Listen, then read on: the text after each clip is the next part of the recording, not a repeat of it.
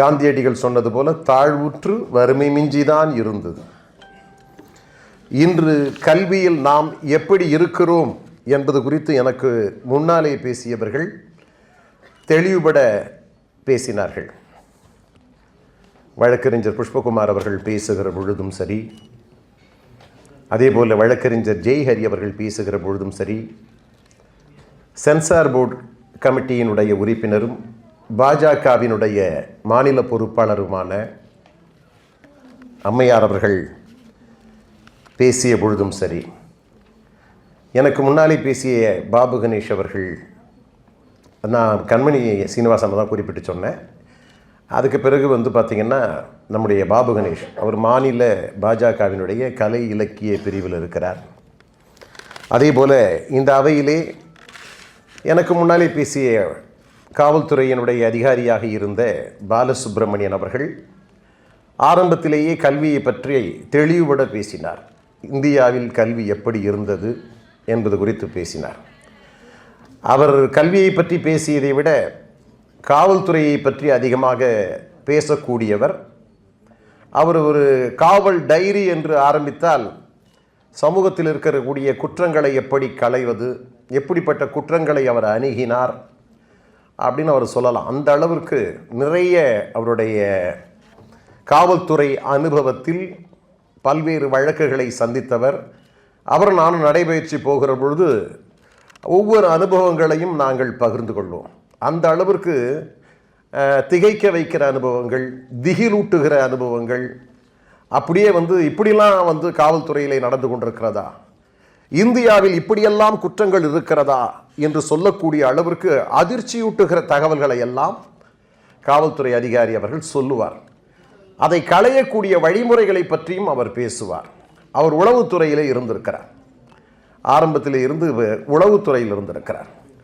அதனாலே அரசாங்கத்திற்கு உளவு பார்ப்பது தானே உளவுத்துறை.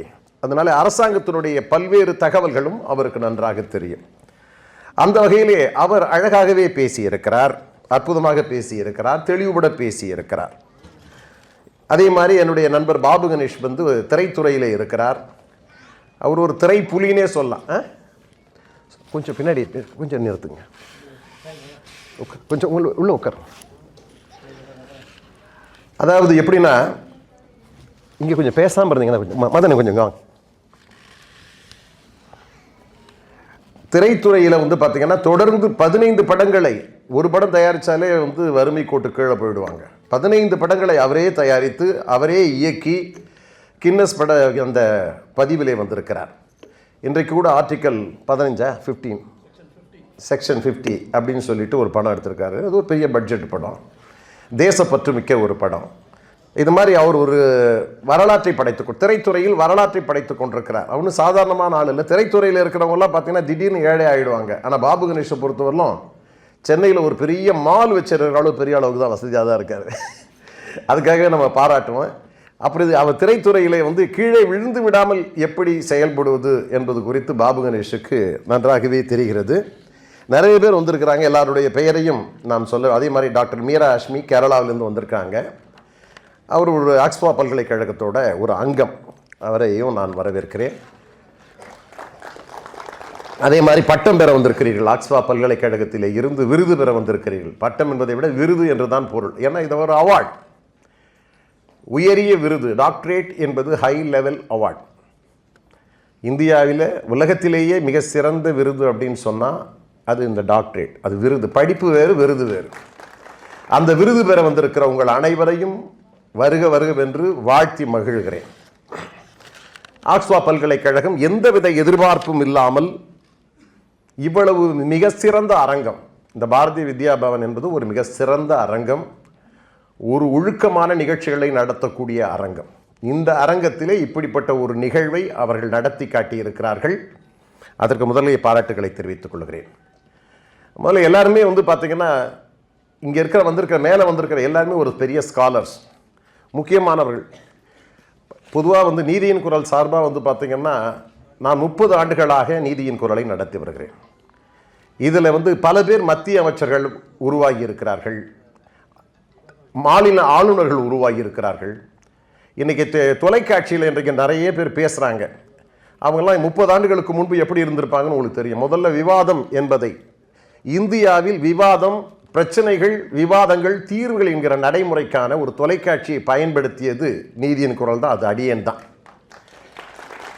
இப்போ தொலைக்காட்சி நடத்துறதெல்லாம் பெருசாக என்ன பண்ணுவாங்கன்னா, ஒரு லைசன்ஸ் கொடுக்கும்போது என்ன பண்ணுவாங்கன்னா, அந்த இதில் எதுக்காக லைசன்ஸ் கொடுக்காங்கன்னா எஜுகேஷனல், முதல்ல கல்விக்காக தான் உரிமம் கொடுப்பாங்க. அப்புறம் இன்ஃபர்மேஷன், அதுக்கப்புறம் தான் கடைசியில் தான் என்டர்டைன்மெண்ட்டுன்னு சொல்லுவாங்க. ஆனால் இப்போ இருக்கிற தொலைக்காட்சிகள் எல்லாமே என்ன பண்ணுறாங்கன்னா, என்டர்டைன்மெண்ட்டுக்கு 99% ஒழிஞ்சு போகுதுன்னு சொல்லிட்டு 1% கொடுக்குறாங்க. ஆனால் ஆரம்பத்திலே மக்கள் தொலைக்காட்சி போன்ற தொலைக்காட்சிகளிலே கல்விக்காகவும் அதே மாதிரி தகவலுக்காகவும் நாங்கள் மிக அதிகமாக நேரங்களை ஒதுக்கி செலவு செய்திருக்கிறோம்.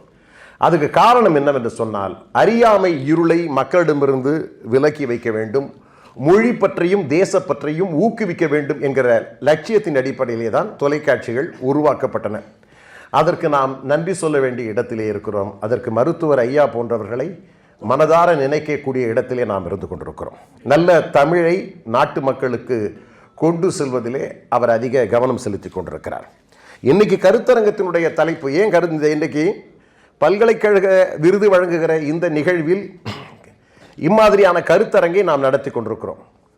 இந்த பல்கலைக்கழகத்தினுடைய வழிகாட்டுதலும் நடத்தி கொண்டிருக்கக்கூடிய நல்லமணி அவர்கள் நீதியின் குரல் அமைப்பினுடைய துணைத் தலைவராகவும் இருந்து கொண்டிருக்கிறார். அதனாலே தான் நீதியின் குரலும் ஆக்ஸ்பா பல்கலைக்கழகமும் இணைந்து அவர் விருது வழங்குகிற நிகழ்வில் இந்த கருத்தரங்குகளையும் நாம் நடத்தி கொண்டிருக்கிறோம். அந்த வகையிலே இது பெருமைக்குரிய ஒரு விவகாரமாகத்தான் நான் கருதுகிறேன். இந்தியாவில் கல்வியை பற்றி பாலசுப்ரமணியமும் புஷ்பராஜும் அழகாக சொன்னார்கள், கண்மணி சீனிவாசன் அவர்களும் தெளிவுபட சொன்னார்கள். Education in India, education development in India அப்படின்னு பார்க்கும்போது பார்த்தீங்கன்னா, ஆரம்பத்தில் பார்த்தீங்கன்னா இந்திய விடுதலை அடைகிற பொழுது எழுத படிக்க தெரிஞ்சவங்க ஏதாவது 100க்கு 12% தான் இருந்தாங்க. 100க்கு 12% பேர் தான் எழுத படிக்கவே தெரியும். 1948 எடுத்த ஒரு சென்சஸில் பார்த்தீங்கன்னா எழுத படிக்க தெரிஞ்சவங்க 12% தான். இன்றைக்கி எவ்வளோ பேர் இருப்பாங்க அப்படின்றத படித்த உங்களுக்கு நான் கடைசியில் நான் சொல்ல விரும்புகிறேன். இந்திய அரசியலமைப்பு சட்டம் இதெல்லாம் இந்த பிரச்சனைகள் எல்லாம் உணர்ந்ததுக்கு பிறகு தான் 6லிருந்து 14 வரை இலவச கட்டாய உரிமை, அதாவது 6 வயதிலிருந்து 14 வயது வரை இலவச கட்டாய கல்வி உரிமை சட்டம் நிறைவேற்றப்பட்டு அது நடைமுறைப்படுத்தப்பட்டு வருகிறது. இந்திய நாட்டின் பொருளாதார வளர்ச்சிக்கு காரணமாக திகழ்வது நாட்டில் ஏற்பட்டுள்ள கல்வி முறையில் ஏற்பட்டுள்ள முன்னேற்றம் தான் காரணம். இன்னைக்கு நம்ம நாடு உலகத்திலே வியந்து நிற்கிறது, எல்லோரும் பாராட்டக்கூடிய அளவு இருக்கிறது. டொனால்ட் ட்ரம்ப் அவர்கள் ஆட்சி பொறுப்பை ஏற்ற பொழுது அமெரிக்காவினுடைய 47வது குடியரசுத் தலைவராக டொனால்ட் ட்ரம்ப் அவர்கள் பதவியேற்கிற பொழுது அவர் சொன்ன வார்த்தை என்னவென்று சொன்னால், இந்தியா ஒரு தவிர்க்க முடியாத சக்தியாக விளங்குகிறது என்று குறிப்பிட்டிருக்கிறார்கள். அதுவும் பார்த்தீங்கன்னா கல்வியிலும் அறிவிலும் அதுவும் விஞ்ஞான அறிவிலும் வளர்ந்து நிற்கக்கூடிய ஒரு நாடாக, உலகில் தவிர்க்க முடியாத சக்தியாக இந்தியா உருவாகி வருகிறது. அமெரிக்காவினுடைய முதல் தோழமையான ஒரு நாடு எதுவென்று சொன்னால் இந்தியா என்பதை பகிரங்கப்படுத்தியதோடு மட்டுமல்லாமல் ஐநாவினுடைய உறுப்பு நாடுகள் நம்ம ரொம்ப நாளாக கேட்டுக்கிட்டே இருக்கிறோம், அதை இன்றைக்கு தருவதற்கு அவர்கள் இல்லாமல், இந்தியா இல்லாமல் அந்த அவையை நினைத்து பார்க்க முடியாது என்று சொல்லக்கூடிய அளவிற்கு டொனால்ட் ட்ரம்ப் அவர்கள் பதிவு செய்திருக்கிறார். ஜோ பைடன் அவர்களும் அந்த கருத்தை சொன்னாலும் இன்றைக்கு பதவியேற்றிருக்கக்கூடிய டொனால்ட் ட்ரம்ப் அவர்கள் அது இன்றைக்கு பதிவு செய்திருக்கிறார் என்று சொன்னால், கல்வியில் இந்தியா வளர்ந்திருக்கிறது. ஒரு நாட்டினுடைய வளர்ச்சிக்கு அடிப்படையே காரணம் என்னவென்று சொன்னால் கல்விதான். ஆனால் அந்த கல்வி இந்தியாவில் போதிய அளவிற்கு இல்லாத ஒரு நிலையிலே தான் இன்றைக்கு வளர்ச்சி தடைபட்டு இருந்தது. ஆனால் இன்றைக்கு நாம் வளர்ந்திருக்கிறோம். உலக அரங்கில் எல்லோரும் வியந்து பார்க்கக்கூடிய அளவிற்கு இந்தியாவின் கல்வி தரம் உயர்ந்தே வருகிறது. ஆனாலும் கவலைப்படக்கூடிய பல்வேறு விதமான சிக்கல்கள், பிரச்சனைகள் இன்றைக்கு கல்வியிலே இருந்து கொண்டிருக்கின்றன. இன்னைக்கு ஒரு 100 பல்கலைக்கழகங்கள் எடுத்தீர்கள் என்று சொன்னால் அந்த 100 பல்கலைக்கழகத்திலே ஒரு பல்கலைக்கழகம் கூட இந்தியாவில் இருக்கக்கூடிய பல்கலைக்கழகங்கள் இல்லை. இது வெட்கப்பட வேண்டிய ஒரு விவகாரம். இதை நான் சொல்லவில்லை. மன்மோகன் சிங் பிரதமராக இருந்தபொழுது அவரும் வருத்தப்பட்டிருக்கிறார். மரியாதைக்குரிய மாண்புமிகு நரேந்திர மோடி அவர்கள் பிரதமராக இருந்த பொழுதும் சரி, பல்கலைக்கழகங்களிலே உரையாற்றுகிற பொழுதும் சரி, அவரும் கவலைப்பட்டிருக்கிறார். ஆக பல்கலைக்கழகங்களுடைய தரம் உயர்த்துதல், பல்கலைக்கழகங்களுடைய தரம் உயர்ந்தால்தான் மாணவர்களுடைய தரம் உயரும் என்ற கருத்திலே அவர்கள் ஆணித்தரமாக இருந்தார்கள். அந்த வகையிலே பல்கலைக்கழகங்களில் இன்றைக்குத்தான் இந்திய பல்கலைக்கழகங்கள் சர்வதேச பல்கலைக்கழகங்களிலே 1, 2 என இடம் பிடிக்க ஆரம்பித்திருக்கின்றன. அப்படி என்று சொன்னால் நாம் இன்னும் கல்வித்தரத்திலே மற்ற நாடுகளை விட பின்னுக்கு தள்ளப்பட்டிருக்கிறோம். அது உயர்கல்வியிலே தான் இருந்தாலும் நாம் இன்றைக்கு எப்படி நிமிர்ந்து நிற்கிறோம் என்று சொன்னால், மனித வளம், ஹியூமன் ரிசோர்சஸ், உலகில் ஹியூமன் ரிசோர்ஸ் விவகாரத்தில் மனித வளத்தில் இந்தியா சிறந்து விளங்குகிறது. இந்திய மனிதர்கள் உழைப்பிலும் அறிவிலும் சிறந்து விளங்கக்கூடியவர்களாக இருக்கிறார்கள். அதைத்தான் புஷ்பகுமார் அவர்கள் சொல்லுகிற பொழுது சொன்னார், தட்டி கொடுக்க வேண்டும் என்று சொன்னார். இன்றைக்கு இந்த பல்கலைக்கழகங்கள் விருதுகளை வழங்குகிறது என்று சொன்னால் உங்களை தட்டி கொடுப்பதற்காக, இந்த சமூகத்திலே உங்களை போன்றவர்களை தட்டி கொடுத்தால்தான் நீங்கள் மற்றவர்களுக்கு கல்வியிலும் அறிவிலும் உயர்ந்தவர்களாக கூடிய பணியை செம்மையாக செய்வீர்கள். இது தட்டி கொடுக்கிற பணி. அதற்காக நல்லமணியையும் பல்கலைக்கழகத்தையும் நான் பாராட்ட கடமைப்பட்டிருக்கிறேன். ஆக இந்த மாதிரியான நிகழ்ச்சிகளை நாம் ஏன் வரவேற்கிறோம் என்று சொல்லுகிற பொழுது, இந்த நாட்டினுடைய முன்னேற்றத்தை பொறுத்தவரையிலே உயர்கல்வி, ஹையர் ஸ்டடீஸ் என்று சொல்கிறோம், மற்றும் அறிவியல் ஆராய்ச்சி, சயின்ஸ் ரிசர்ச், இந்த விவகாரத்தில் நாம் ஏன் பின்னுக்கு இருந்தோம், இப்பொழுது நாம் எந்த நிலையிலே இருக்கிறோம் என்று சொன்னால், நாம் வளர்ந்திருக்கிறோம். இந்தியா வளர்ந்திருக்கிறது. அதற்கு காரணம் யார் என்று சொன்னால் மத்திய மாநில ஆட்சியாளர்கள்.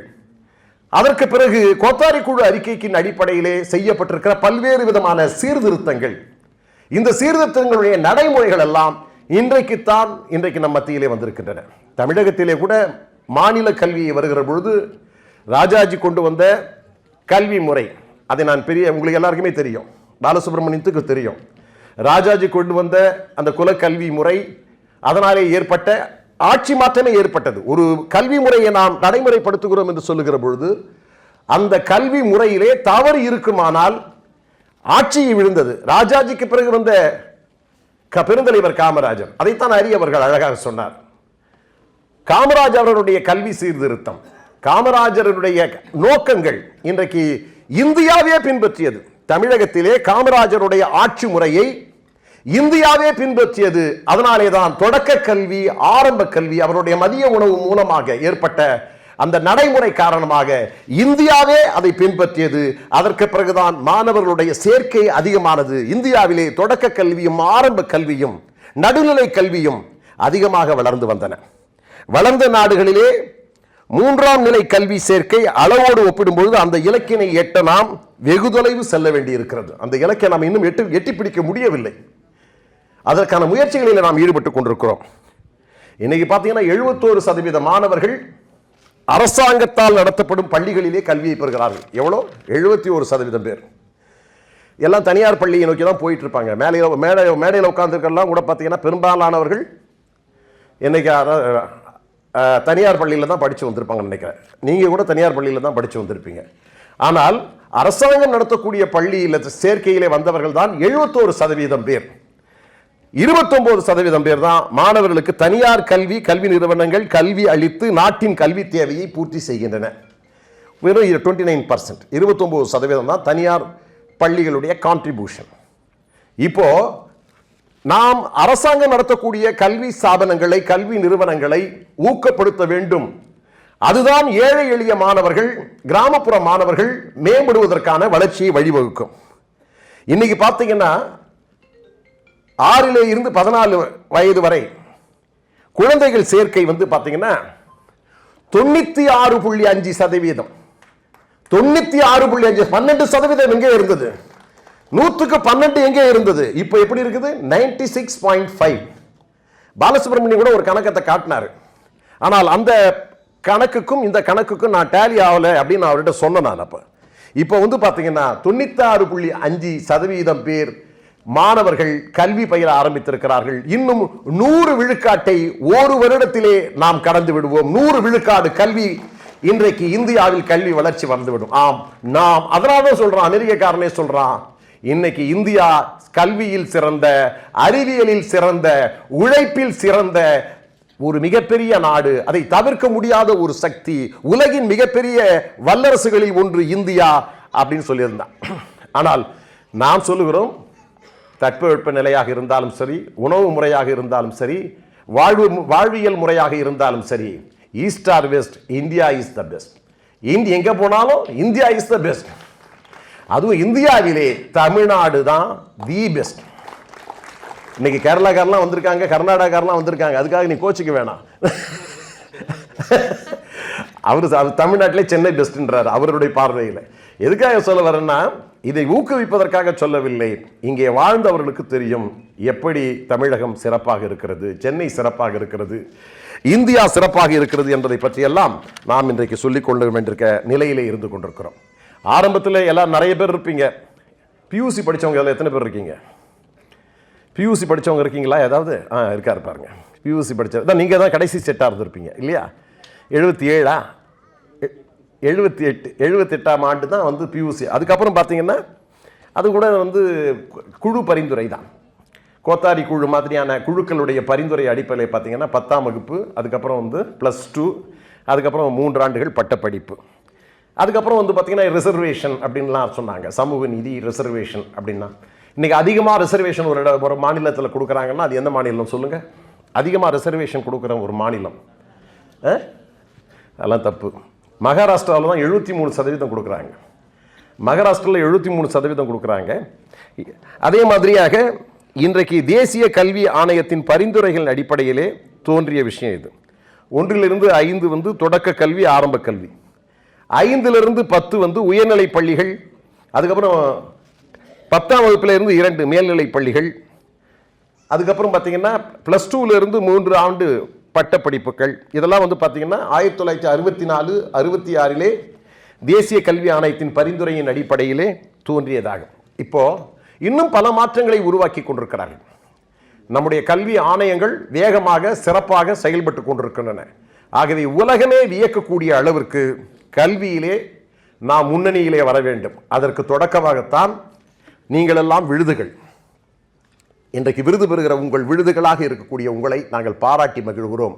இந்த சமூகத்திலே உங்களுடைய நோக்கமும் கடமையும் என்னவாக இருக்க வேண்டும்? நாங்கள் பட்டம் பெற்றுவிட்டோம், விருது பெற்றுவிட்டோம் என்பதற்காக மாறுதட்டி கொள்ளாமல் சமுதாயத்தில் இருக்கக்கூடிய அடித்தளத்தில் இருக்கக்கூடிய இளைஞர்களுக்கும் மாணவர்களுக்கும் நல்ல போதனைகளை சொல்லி இதை போன்ற அமைப்புகளை நீங்களும் நடத்தி பல பேருக்கு விருது கிடைக்கக்கூடிய அளவிற்கு மிகப்பெரிய நிறுவனங்களை உருவாக்க வேண்டும் என்று தட்டி கொடுக்கக்கூடிய அமைப்பாகத்தான் இன்றைக்கு நாம் உருவாக்கி கொண்டிருக்கிறோம். ஆகவே இந்த கருத்தரங்கை நடத்திய உதவி தந்த ஆக்ஸ்போ பல்கலைக்கழகத்திற்கும் திரு நல்லமணி அவர்களுக்கும் அவருடைய குழுவினருக்கும் விருதுகள் பெற வந்திருக்கிற உங்கள் அனைவரையும் பாராட்டி மகிழ்கிறேன். நம்முடைய இந்த கல்வி பணியும் கல்விக்கான கருத்தரங்கமும் தொடர்ந்து நடைபெறும். அந்த வகையிலே விருது பெறுபவர்களை மீண்டும் மீண்டும் வாழ்த்தி விடைபெறுகிறேன். நன்றி, வணக்கம்.